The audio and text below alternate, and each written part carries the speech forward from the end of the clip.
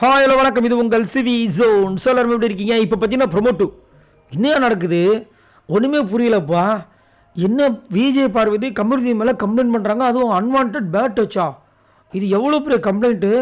என்ன இது? உண்மையிலேயே பார்க்க போனால் நம்ம திவாகர் மேலே தான் வந்து ஒரு பெரிய கம்ப்ளைண்ட் இருக்குது. உமன் சேஃப்டி அப்படின்ற விஷயங்கள் போச்சு. அதுக்கப்புறம் அங்கே இருக்கிற கேர்ள்ஸில் வந்து அந்த மாதிரி இல்லைன்னு சொன்னாங்க. இப்போ விஜய் பார்வதி திவாகர் கிட்ட வந்து இவ்வளோ பெரிய விஷயத்த சொல்லியிருக்காங்க. பயங்கர ஷாக்கிங்காக இருக்குது. ஒன்றுமே புரிய மாட்டுது. என்ன சொல்கிறாங்கன்னா, திவாகர்கிட்ட அண்ணே நேற்று வந்து கமருதி ஒரு வேலையை பார்த்து விட்டானே அப்படின்ற மாதிரி சொல்கிறாங்க. 2 பொண்ணுங்க கான்செப்டை ட்ரை பண்ணுறான் அப்படின்னு. என்னென்னா இங்கேயும் ஒரு குத்து அங்கே ஒரு குத்து. இவங்க நம்ம விஜய் பார்வதி கிட்ட ஒரு லவ் ட்ராக்கு, அரோரா கிட்ட ஒரு லவ் ட்ராக் பண்ணுற மாதிரி அவங்களுக்கு தோணிருக்கு போல இருக்குது. ரொம்ப கவனமாக இருக்கணுமா, இல்லை வேறு மாதிரி போய்டுன்னு சொல்லிட்டு திவாகர் சொல்கிறது பார்க்க முடியுது. அதுக்கப்புறம் வந்துட்டு அண்ணே அன்வான்ட் டச்சுன்ற மாதிரி எனக்கு ஃபீல் ஆகுதுன்றாங்க. என்னங்க இவ்வளோ பெரிய வார்த்தை சொல்கிறீங்க? இது என்ன உண்மையா பொய்யான்றதே தெரியல. ஏன்னா இது சும்மா சாதாரணமான விஷயம் கிடையாது, ரொம்ப பெரிய விஷயம். இந்த மத சேரன் மேலே ஒருத்தங்க வந்துட்டு கம்ப்ளைண்ட் பண்ணாங்க. அது வந்து வேறு மாதிரி போச்சு.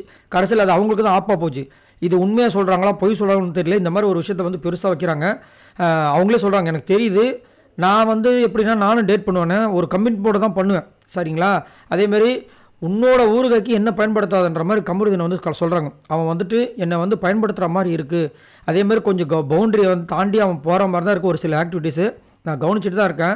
அதே மாதிரி எனக்கு கொஞ்சம் பயமாக இருக்குது அப்படின்ற மாதிரி சொல்ல வந்து அவர் எந்த வகையிலும் சேஃப்டி இல்லாமல் ரொம்ப பார்த்து நடந்துக்க அப்படின்னா, இல்லைண்ணே நான் வந்துட்டு அவனுக்கு ஒரு தோழி, அவன் வந்து எனக்கு ஒரு தோழை, அவ்வளோதான். நான் அதை தான் மெயின்டைன் பண்ணிட்டுருக்கேன்.